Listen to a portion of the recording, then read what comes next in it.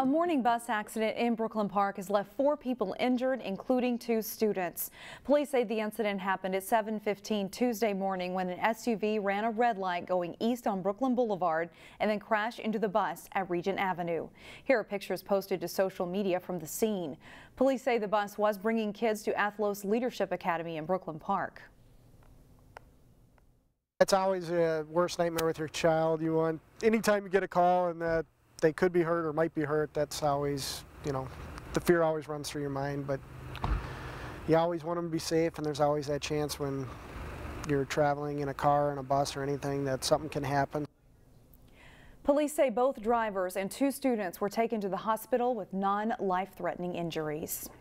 Brookland Park is getting a new sports dome. The City Council Monday voted unanimously to approve building the dome at Park Center High School. Public comments for the measure were enthusiastic. I am totally in favor of the building of the dome. I do think that this is kind of a point in time where things are coming together, and if the dome isn't built now, it will be years before we have an opportunity like this to do something again. The $7.7 million dome will be built under a joint powers agreement, which makes each partner responsible for part of the construction and maintenance. The Osseo School District will contribute just over half of the bill, while the city picks up the rest. Mayor Jeff Lundy says the dome is needed and it will be well used. Once you build it, people are going to show up. Because who wants to drive 40 minutes to Monticello to do something when they can drive 10 minutes in net practices? As part of the process, the city also allocated the first half of a $70,000 estimated bill for designing the dome support building. The world watched as the historic Cathedral of Notre burned on Monday. Staff at Providence Academy in Plymouth watched too. When I first heard the news, I was just filled with emotion, filled with grief. I myself have had great experiences going to Notre Dame in Paris, praying there, attending the sacred liturgy there, and it's a treasure for the world. A cathedral really does belong to the people, and we have experienced a great loss here. On Monday, students and faculty were assembled in the chapel for Mass when they found out about the fire. Staff at Providence Academy say while the building is damaged, the spirit of the cathedral remains. Anyone who goes into the Cathedral of Notre Dame has been overwhelmed by the grandeur, the beauty, the quiet, the art, the windows. And that's people of any faith or no faith who just realize that there's something about at least the human spirit and probably the divine that comes together in that space. Both leaders say the church building is a symbol of God's love and that cannot be destroyed by fire. More people are taking on part-time work, such as driving for Uber or Lyft to bring in extra cash. Delane Cleveland has more on what's driving the trend in part 1 of a 2-part series called Side Hustles in the Suburbs.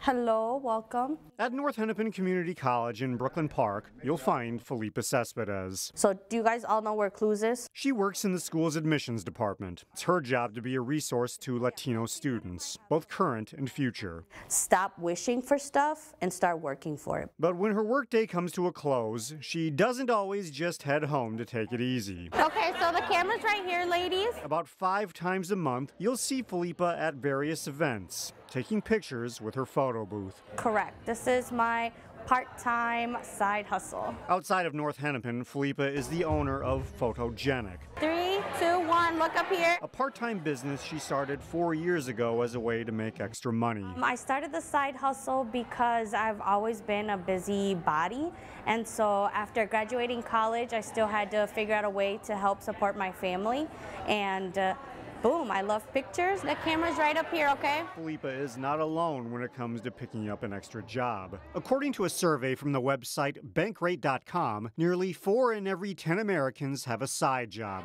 Ready? Most people commonly refer to that second job as a side hustle. Essentially, I can work where I want, when I want, as much as I want, right? This flexible arrangement. Gordon Birch is a professor at the University of Minnesota's Carlson School of Management. He's done research on the so-called gig economy, which has its origins in the 2008 financial crisis. The financial crisis actually created the incentives or the motivation for a lot of people to begin engaging in this type of behavior, in these peer-to-peer transactions, and that set the stage for a lot of the growth that we've seen in these markets. Right, so financial stressors are a huge source of participation, I think. Much of Birch's research is centered around ride-sharing services like Uber. The drivers use their own cars to provide rides and make money. I think there's a good chunk of people that actually do not make very good money in the end. If you were to back out a calculation of their hourly wage over the course of the year, a good number of Uber drivers, for example, are making less than minimum wage. I always recommend you lean forward. Felipa says she's driven for both Uber and Lyft. I had to let it go eventually because I could be investing more time into photogenic, which gives me secure money, and it feels good to have something that's your own. 2 more. She's built up a clientele through word of mouth, networking, and social media. And in the process, she's spent thousands of dollars on props and equipment to provide a good quality product. My goal is to eventually do this full time. Until she achieves that goal, Los tacos de carne asada, like, stop playing with me. And then they have this salsita que tiene pepinos. you'll find her at North Hennepin doing her best to help students succeed. Do I feel overworked sometimes? Yes, but I love it. I mean, for me, I just keep the end goal in mind. In Brookland Park, Delane Cleveland, CCX News. As we go to break today, we will leave you with a live look at a beautiful opening day on Tuesday at Brookland Golf Course in Brookland Park. The course has 9 holes and you can book a tee time online. We've put a link to the course and to all of our stories on our website, ccxmedia.org.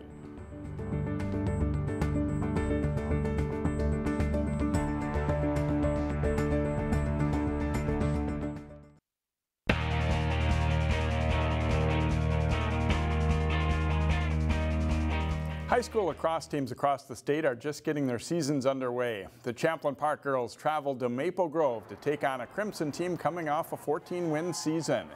Early in the game, Maple Grove's Jersey Baranek picks up the ground ball and passes to Phoebe Bachmeyer. She scores the first goal of the season just 63 seconds in. From the free position, the Rebels' Cameron Meyer passes to Clara Johnson for the goal to get Champlin Park on the board. They're within 2-1. Later in the first half, though, Morgan Thielen with a nice pass to Katie Wheeler, and the Crimson Junior scores to put Maple Grove up 3-1. In the final seconds of the first half, Chloe Corbin fights through traffic to get to the front of the net, and she scores. That goal makes it 6-1. The Crimson go on to win 9-5. In the boys' game between those schools, it's the season opener for these teams as well. First quarter in the Crimson's Parker Slotsky to Ian Slotsky for the goal from Maple Grove lead of 1-0. The closing seconds of the first quarter, Parker Slotsky with another assist as he sets up Riley Casibo for the goal, and it's 2-0 Maple Grove after 1. Second quarter, Jaden Cruz to Josh Steinkampf, who rips a shot from out high and in. Maple Grove leads 4-0. Later in the second, Champlin Park gets on the board when Joseph Schmidtbauer bounces a shot in to make it a 5-1 contest. But the Rebels get no closer. Maxwell Leaf turns and fires in a shot for a third quarter goal for Maple Grove as they dominate and win 11-2.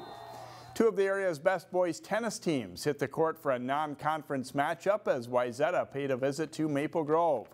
At number 1 singles, Wayzata's John Foley's in the far court. A nice backhand sets up an overhead volley as Foley beats Ben Bakke 6-2, 6-0.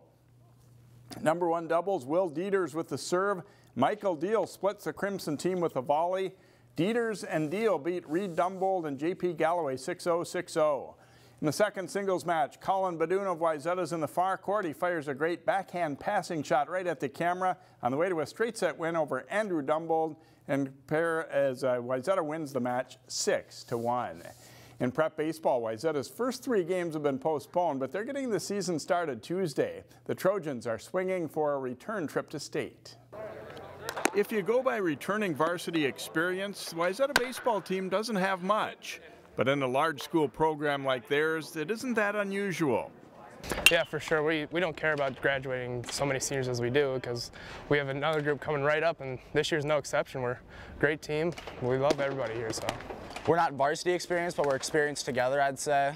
So in travel ball and Legion ball, we've gone on some good state runs and stuff. So we're looking forward to trying to make another playoff run this year with these guys. We've been really senior heavy for the last 3 years. We'll be senior heavy again, and you know what I'm learning is we're a big school, we have talent, it's just whether they can perform in that moment. The Trojans will build around talented veteran shortstop Keegan Nickel, one of the better players in the Lake Conference. Pitcher infielder Blake Ask is another key returner. The Trojans expect to have a solid pitching staff, and that's a good place to start. Our pitching staff is great. We have several good pitchers that will be able to go. We got Blake Ask. He's definitely going to be one of the best starters out there for us. He pitches well almost every game, so that'll be good.